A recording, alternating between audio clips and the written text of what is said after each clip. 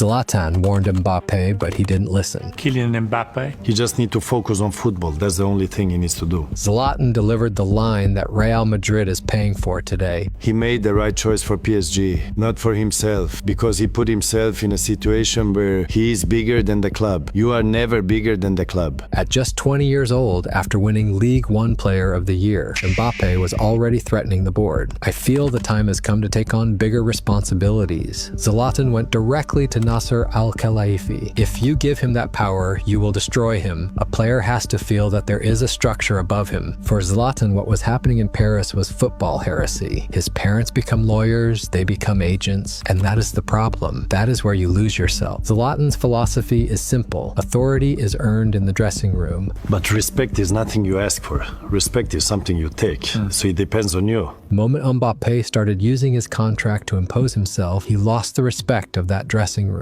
The same night Mbappé signed his new contract, the longtime sporting director of PSG was sacked. Leonardo had been at war with Mbappé's inner circle because he favored the South American players in the squad. And I think it's important because if you create an image of yourself that is not you, he has to stop trying to be the media's good guy. Every voice that carried weight in that dressing room was gone. The ground was cleared, so Mbappé could become the only leader in the building. Mauricio Pochettino tried twice to discipline a single player for breaking the rules. But if we play for Mbappé, we cannot play for Messi. But after when we play for Messi, Mbappé say, I have no time. Both times, the board told him to leave it alone. Pochettino could not earn the respect of the dressing room because his own bosses had forbidden him from touching Mbappé. If it was me and he don't respect me, that young player is the last thing he would have in his life. Because I would make sure you respect me. Then came the famous penalty gate with Neymar. Mbappé missed the first penalty. Later, in the same match, Paris were awarded a second one. Neymar picked up the ball. Mbappé walked over and demanded it. The Brazilian refused to hand it over, and not because of the miss. Before the match, the manager had named Mbappé as the first taker and Neymar as the second. In the same match, Vitinha pulled away on a counterattack and chose to pass to Messi instead of Mbappé. Mbappé stopped running in the middle of an active attack because he did not get the ball. In that Paris, no one had the courage to challenge Mbappé on a sporting level. And then at Marco Verratti's wedding came the direct conversation between Mbappé and Ibrahimovic. He asked Zlatan what he should do with his career. Zlatan's answer was instant. If I were you, I would go to Real. And then he gave him the most important advice of his life. Playing at home for your entire career is the easy road. But if you pack your bags and go somewhere else, that is an adventure. Mbappé did not listen in time. Zlatan quickly painted the perfect counterexample, Erling Haaland. I think Haaland is very intelligent in the way he's playing.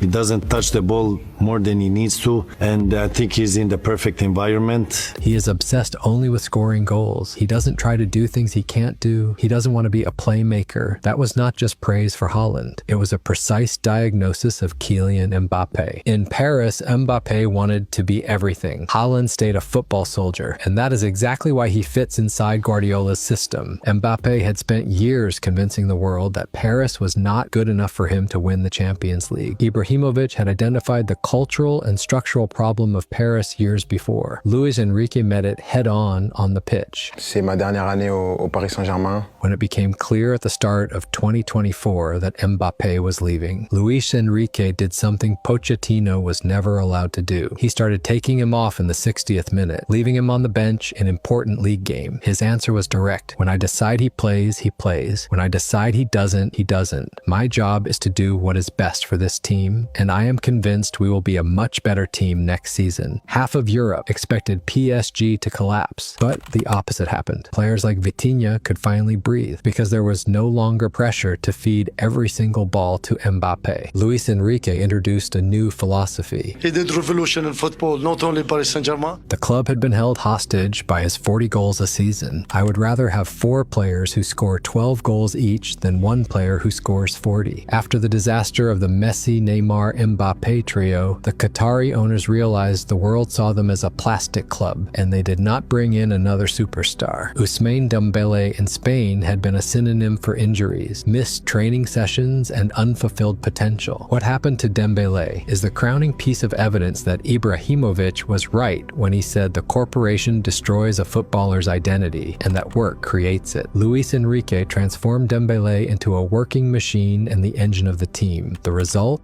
He won the Ballon d'Or before Mbappé ever did. Winning the Champions League with a recycled Dembélé proved that what PSG had been missing all along was work ethic and obedience to the manager. Not a bigger budget, not a louder name. Paris stopped being Mbappé FC. He is a phenomenal player, but football is a collective sport. I wish him the best. But my job is to build a structure that does not depend on a single name. That is the only way PSG can grow as an institution. That kind of structure is exactly what Madrid had before Mbappé arrived. He stepped into a team that had already conquered Europe by playing in the precise way Luis Enrique now describes. Vinicius, Bellingham, and Rodrigo shared the goals. They were unpredictable. They were unselfish. And here lies the uncomfortable truth. Madrid did not need Mbappé. What does that actually mean? Mbappé was not the missing piece. He was a foreign body forced into a puzzle that was already complete. Zlatan described that nightmare in a single sentence. You have to surround yourself with people who tell you that you are not good enough. The system in Madrid started cracking the moment Ancelotti walked away. The new manager, Xabi Alonso, lasted exactly 232 days. What happened? The keys to Real Madrid were already in the hands of the Brazilian. Alonso tried to leave Vinicius on the bench so he could squeeze Mbappé into the system. Vinicius blocked his contract negotiations on the spot. He gave Florentino Perez an ultimatum. As long as Alonso is here, I am not signing. Mbappé was breaking the structure he came to join. Real Madrid is a team that cannot exist without defensive transition. The manager of the French national team said publicly what no club coach ever dared to say. If you want Mbappé to cover 11 kilometers a match, don't bother. He won't. La vérité, c'est que je suis un joueur qui défend moins